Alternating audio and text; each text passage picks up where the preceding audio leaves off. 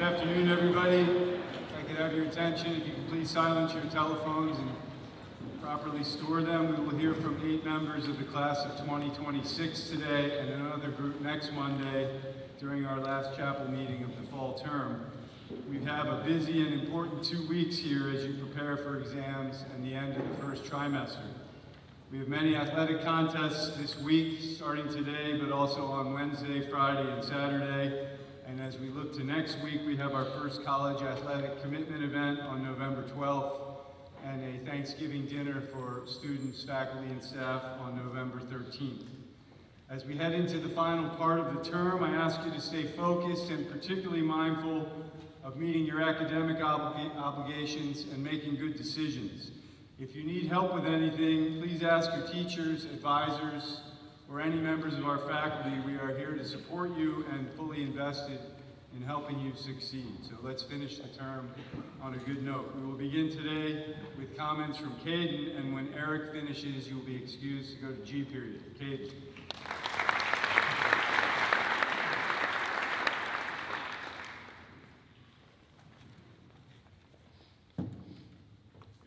Hello everyone, my name is Caden Agnes and I'm a 4-year senior from Weston, Massachusetts. Before I begin, I'd like to take the time to thank some people that have had a positive impact on my time at Suffield. First, I'm infinitely thankful for my parents' unwavering support and values of hard work and discipline they have instilled in me. I'd also like to thank all of the teachers and adults that have challenged me and allowed me to grow both inside the classroom and as a person. And last, but certainly not least, I'd like to thank my advisor, Mrs. Braithwaite, for always being there for me and pushing me to be my best self. Today, I was hoping to take the time to address some questions that regularly come up in my life. The first is a question I get asked at Suffield more times than I would hope. Do you have a life outside of school? Commonly followed up with an interrogation of my study habits and the amount of sleep I get, this often leads me down a long path explaining myself that I do other things besides schoolwork. Suddenly, I'm in a pretty awkward conversation where I somehow end up admitting that I knit and do jigsaw puzzles in my free time, which doesn't even really help my case. Another question, a more important question, in my opinion, that we're all faced with 100 times a day is it worth it? After being in economics for these past few weeks, I began to realize just how much I, and all of us really, are fronted with this exact situation. It starts with the silly things. We all wake up every morning and hopefully all declare that it is worth it to brush our teeth for the sake of our hygiene and our friends' noses. Then some of us decide if it's worth it to make our bed, take the time to assemble a matching outfit, or maybe even make it out the door early enough to get breakfast in the dining hall. Even when we complain about past decisions we made, in that moment, we thought that giving up something else we could have done was worth every action we took. To me, for example, I have thought it was worth it multiple times to walk to CVS, buy 24 cans of Diet Coke, and walk all the way back to my dorm and just pray I could carry them the whole way with as little people as possible seeing me. Even though this doesn't sound great, the thought of not having any Diet Coke or paying $2.50 per bottle at the vending machine was unfortunately much worse. Another moment I often come back to is when I spent hours on my birthday weekend assembling my AP Lit essay on The Great Gatsby. Initially, when receiving my paper topic before we began reading, I was hopeful as I thought I would have plenty of evidence that would be relatively easy to find. I realized, however, that I was not so lucky and I maybe should not have been so hopeful when I had 16 single-spaced pages of quotes to analyze and assemble into a well-crafted and original argument. As Mrs. Pence suggested, I literally printed out all my quotes, cut them up, spread them across my bedroom floor, only because if she claimed I treated my quotes like tea leaves, a revolutionary argument would somehow suddenly appear. I spent an embarrassingly long time with every underline, star, and check mark Mrs. Pence made on my quotes as a murder conspiracy bulletin board consumed my bedroom carpet.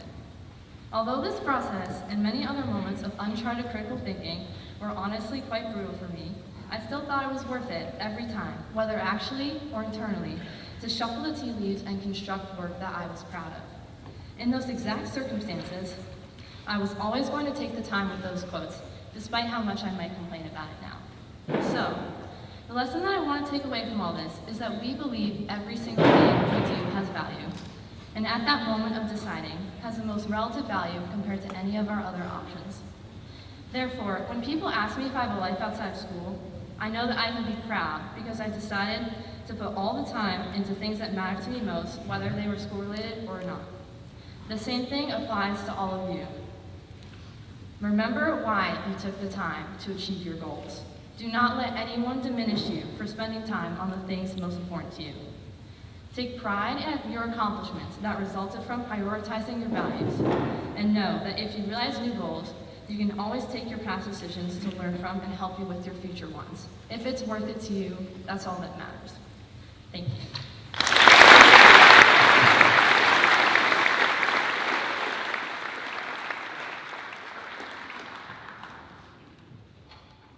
Hi, Suffield. My name is Sophia Romano, and I'm a four-year day student from Suffield, Connecticut. I'm also an only child. However, it would be incorrect to say that I do not have a sister figure in my life. My cousin Chelsea and I have been raised to be very close. We are only 2 years apart, a fact that has solidified our bond as years have gone by, and a fact that she constantly reminds me about. Fortunately for me, I'm the younger one, so Chelsea has been giving me her experienced opinion for practically our entire lives, helping me with everything from physics formulas to makeup advice. Like typical sisters, we have not always gotten along, usually fighting over random things and annoying each other whenever we are together. I have now realized how important she is to me. Despite our obvious differences in things like clothing, music tastes, and just about everything else, we never fail to laugh together. Chelsea is the person I tease the most, but she is also who I admire and trust the most.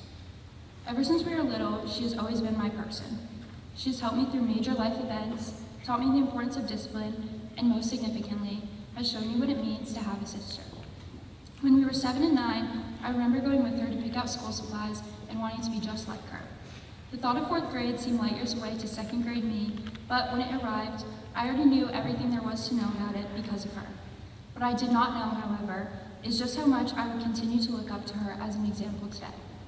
Now, at 17 and 19, I know I can always count on her the same way I did 10 years ago. To end my speech, I would like to say thank you to all the people who have made these last 4 years special. To my friends, thank you for making me laugh every day. I'm going to miss all of you next year. To Ms. Rivers, thank you for always having your door open for me to chat. To Mrs. Braithwaite, thank you for being the best advisor the last 4 years. I'm so grateful for your advice, and I'm going to miss my weekly ranters. Lastly, to my parents, thank you for giving me the opportunity to attend Suffield. I'm so grateful for my time here. Dad, thank you for always pushing me to be my best self and showing up for me no matter what. Mom, thank you for introducing me to Galatians 5:22 and giving me an example of love, joy, patience, kindness, and goodness every day. Thank you.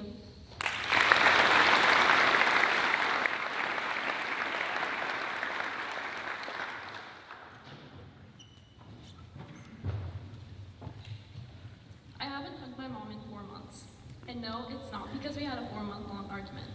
This summer, my mom was diagnosed with breast cancer, and it has truly been a burden on my family. This began the weekly doctor appointments, missing out on important things, and a never-ending cloud of sadness that hovered over our house. I watched my once energetic, always smiling mom transition to someone I no longer knew, completely consumed by the weight of the news. After finding out her diagnosis, my guilt and regret started to set in. My mind was constantly filled with, I should have never said this to her, or I should have done this with her. I began to be trapped in the past, living in regret of all the things that were no longer in my control. I moved through my days with no meaning or purpose, living in fear of a silent, invisible enemy that my mom has to battle. I was worried that someone at school would know something was wrong, not wanting to draw attention to myself, and putting on a mask to hide my emotions.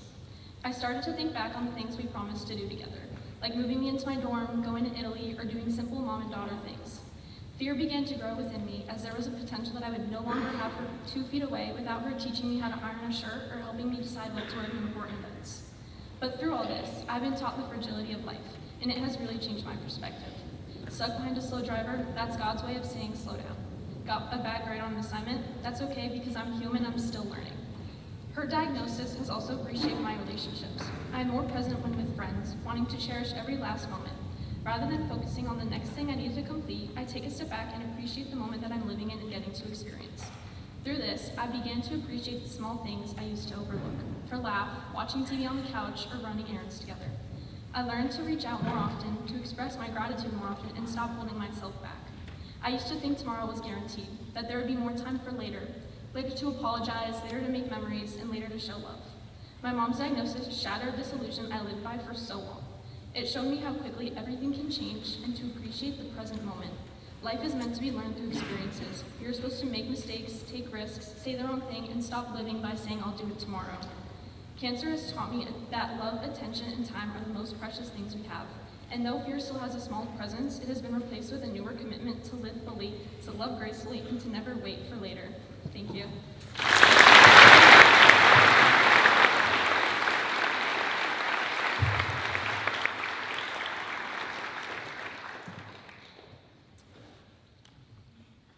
One would think that after a huge humiliation on stage, that I would never think to ever step foot on a stage again. But as we can obviously see, I definitely didn't listen.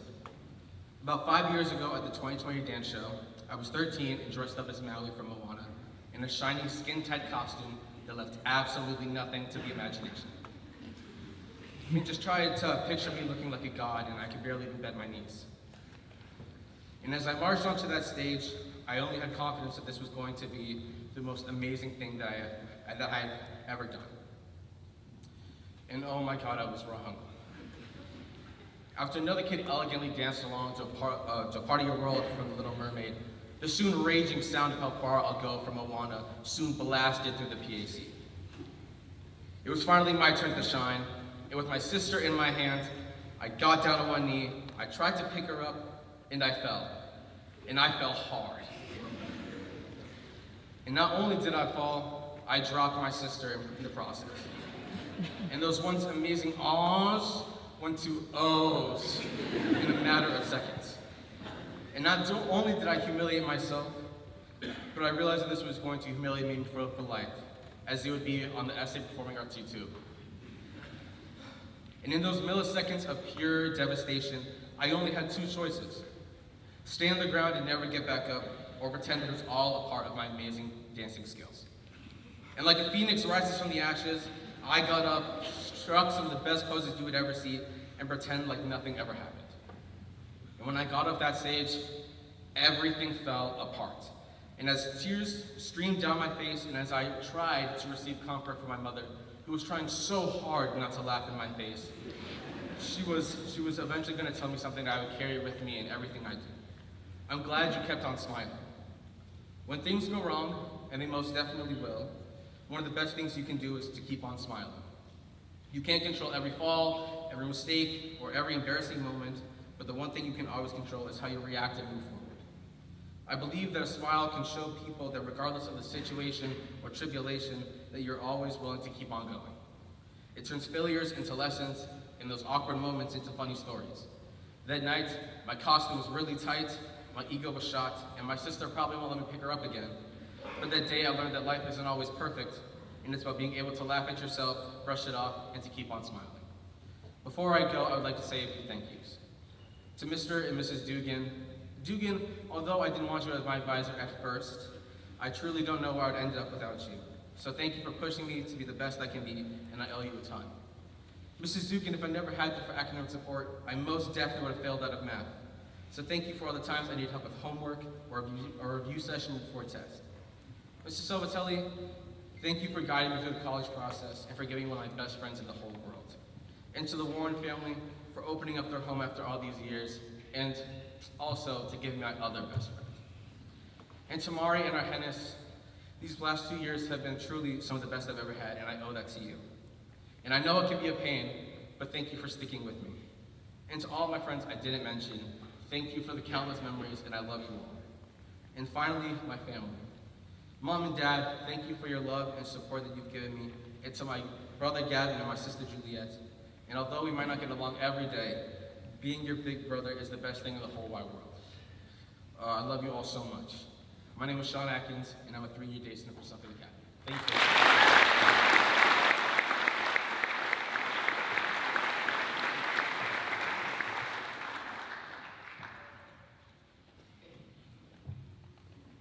Perfection is only impossible because of time. Over the span of 2 weeks, I got close to 100 suggestions from my fans and family, and I turned down every single one of them. I said, maybe, I'll think about it, or That's a good idea. I'm just not sure if it's what I want to talk about.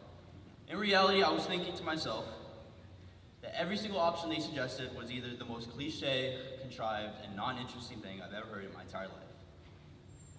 But it was nice that they cared enough to suggest something. Most students who have thought about what they want their senior speech to be about have imagined giving the most hilarious, all-inspiring, emotional speech of all time that anyone in the student body has ever heard. And maybe if I had more time, that would be the speech I'm giving right now. There's this mentality that people get into where they give themselves a certain amount of time to achieve something. And after that time frame is over, they've either succeeded or failed, while ignoring everything that they've learned or done along the way. I've realized that I don't want this mentality to give me regret. Looking back at my time at Suffield, I've had similar moments. I gave myself 2 weeks to write the best speech possible. My speech could be better, but I'm proud I didn't put it off entirely, and that I'm here sharing it now. I gave myself 4 years to try to perform for the student body to the same degree as the Wiener brothers. However, I no longer stress about it because I'm living in the moment and enjoying the process in my own merit. I set myself a 4-year time frame to become as good at basketball as I could, despite never playing before high school. And I can still recognize how far I've come. Whether I've necessarily succeeded or failed at the challenges I face, I wouldn't have rather spent my time doing anything else. If we had all the time in the world to complete our goals and they were guaranteed to come eventually, there would be no satisfaction in completing them. The time we do have is limited, which is what makes me decide to spend it on even more important. Especially when we have a bunch of deadlines in the back of our heads counting down to a time where we don't know if we're going to complete that thing. Which is why I decided to stop worrying about a speech and just write the first thing that came to my mind and continue on with my day having fun with the people I care about at the school and continue pushing towards my own goals. I encourage each of you to consider the positives in your failures as well as the things you appreciate right now as you strive towards goals that seem to be approaching all too fast. I want to thank Mr. Dugan. I'm so grateful to have you as a mentor and advisor. I can't imagine where I'd be without everything you've done for me. And I'm so sorry for being so high maintenance all the time and for getting in trouble with Mr. Can because of my Puffs freshman year performance. I apologize. I want to also thank the Warrens, my dorm parents, my teachers, and all the coaches at Suffield I've had for making Suffield mean so much to me. Shout out Matt. Pops, I'm appreciative of everything you've done for me. You're such a great role model. And Mommy, I know it breaks your heart when people say I resemble you. I don't resemble you. But in actuality, I get my whole personality from you, and I work every day to make you as proud as I can. And I'm so lucky to have you as a mom. And you're the real MVP of my whole life, and I'm so proud to have you as a mom. And lastly, my little brother Matzi and my little sister Sarai. You guys inspire me every single day, and I strive to be someone you guys can look up to.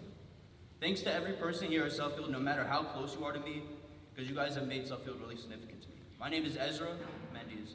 I'm a 4-year senior from Suffield, from Burlington, Connecticut. Have a great day. Thanks for listening.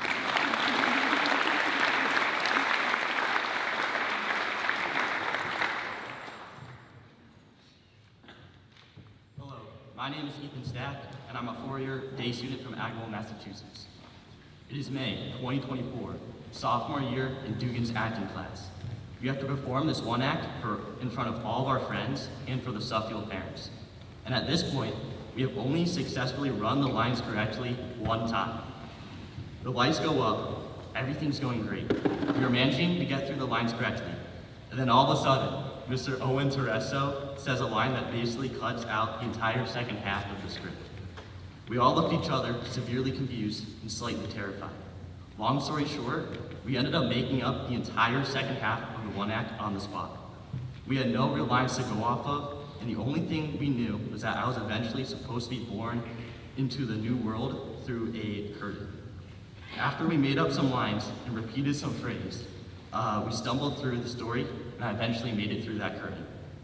It ended up being a pretty great performance, and then I had a realization. Life is just one big improv game. Rule number 1 of improv, always say yes and. That means you accept whatever is thrown at you and you build on it. That rule is basically how I've gotten through high school. You say yes to new things and try to add to them. Join that club, audition for that musical, try that sport that you never played before, and somehow it works out. Or it doesn't, but at least you got a good story and maybe you learn something new about yourself. Rule number 2, make your scene partner look good. That's the golden rule of life too. You don't succeed alone. The best moments at Suffield aren't the solo performances. They're the ones where you help someone else land their line. Whether it's a group project, a sports game, or just making someone laugh, lifting others up can make your own scene better too. Rule number 3, don't overthink it. In improv, the more you plan, the worse it goes. That's the same for life. That can be true for life. You can rehearse your perfect future all you want, but something inevitably is going to go wrong. Like trying to lift your sister up but falling hard on stage. Right, Sean? Maybe you don't get into your dream school. Maybe your plan shifts. Maybe your scene just takes a weird left turn, but that's okay. The best improv moments come from what you didn't expect. And here's the truth that no one tells you when you're younger. Nobody actually knows the script. Not your parents, not your teachers, not even that one kid who already has their 5-year plan color-coded. We are all just improvising really confidently and hope that the audience doesn't notice. So the moral of the story is this: say yes, help others shine, and don't overthink it. Go with the flow, and nobody has a script. And if you really want to prepare for the chaos of life, take Mr. Dugan's acting class. Before I conclude, I just want to thank Suffield for all the opportunities, to my teachers, advisors, coaches, and friends for guiding me and supporting me along the way. To my family, mom and dad, thank you for always believing in me and giving me the chance to come here. I love you both so much. To my brother, Jordan, I would like to say that I'm definitely slightly taller than you now, and you're the best big brother I could ever ask for. I feel truly blessed to have you all in my life, and I'm so grateful for everything. Thank you.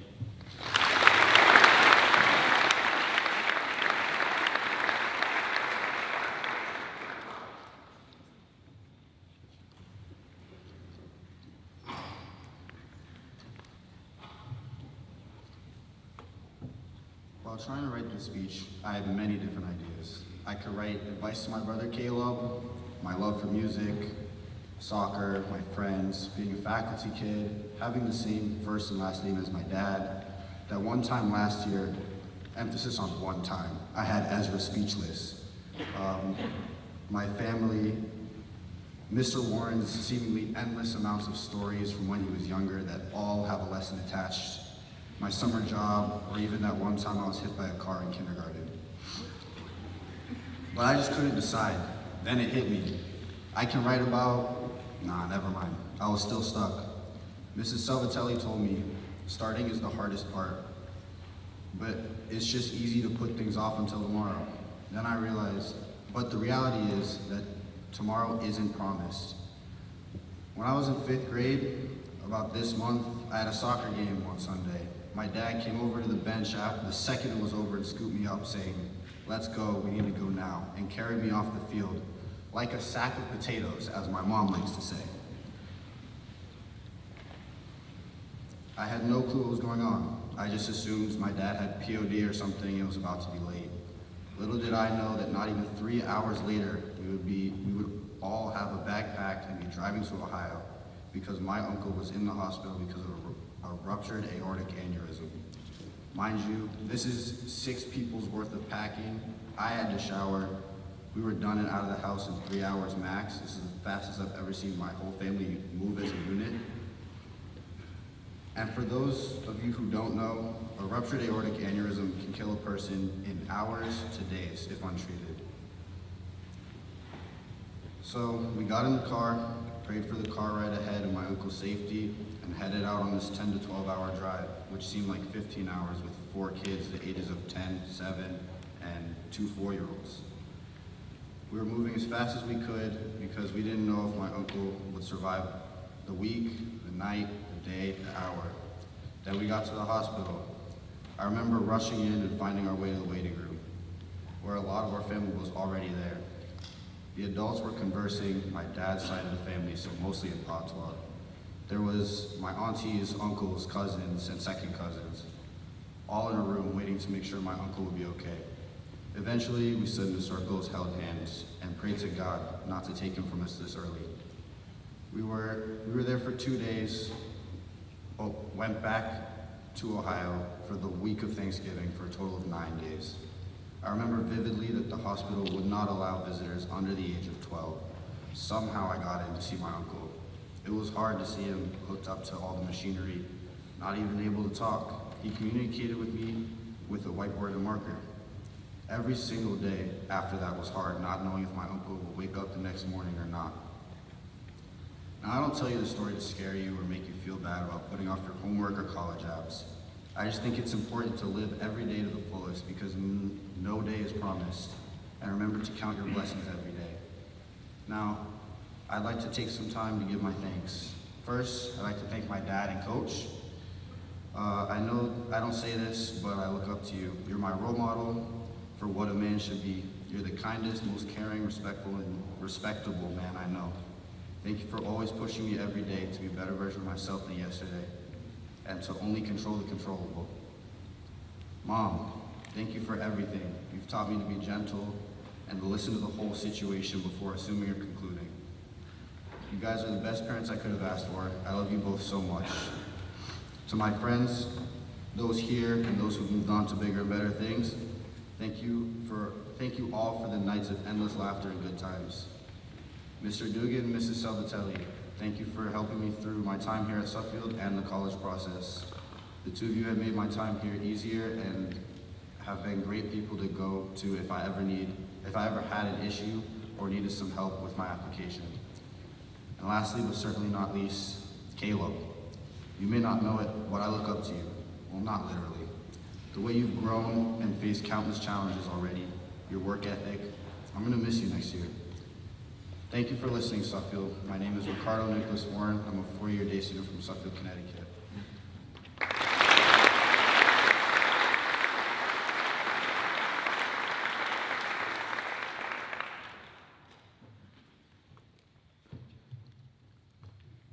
Suffield. I'm Eric Bao, four-year seniors from Shanghai, China.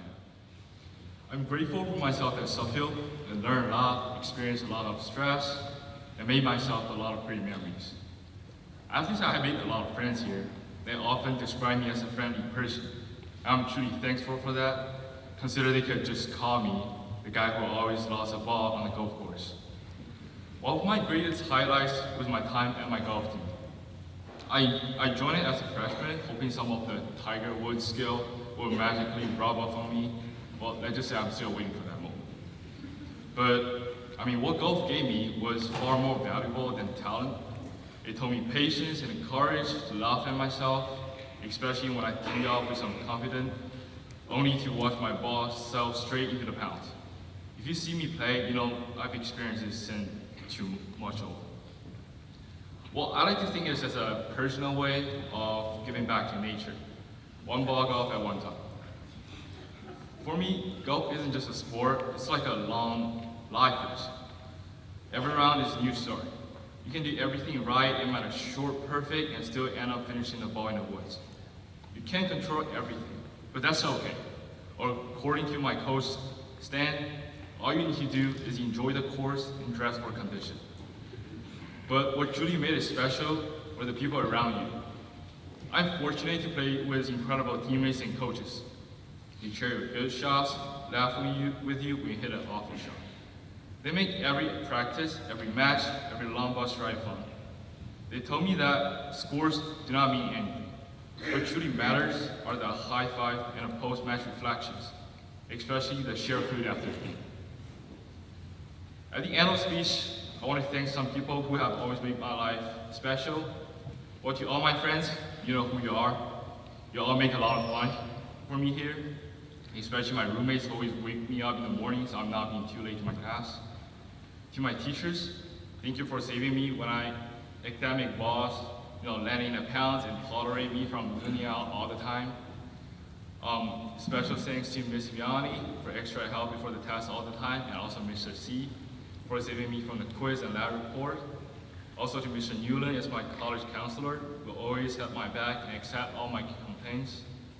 To my coaches, thank you, Stan, for giving me opportunities to play at varsity since my freshman year and trusting me all the time. Well, especially thank you for my advisor, Mr. Andrews, and also Mr. Ken, who always helped me a lot on my writing and always support me. Well, by the way, Mr. Ken is a pretty accomplished golfer. Well, feel free to challenge him anytime if he has time. Thanks to my mom, dad, and all my family members. 我知道我说的不多，但是谢谢你们支持，对我来说很重要，谢谢你们。Thank you, Suffield. Have a great afternoon.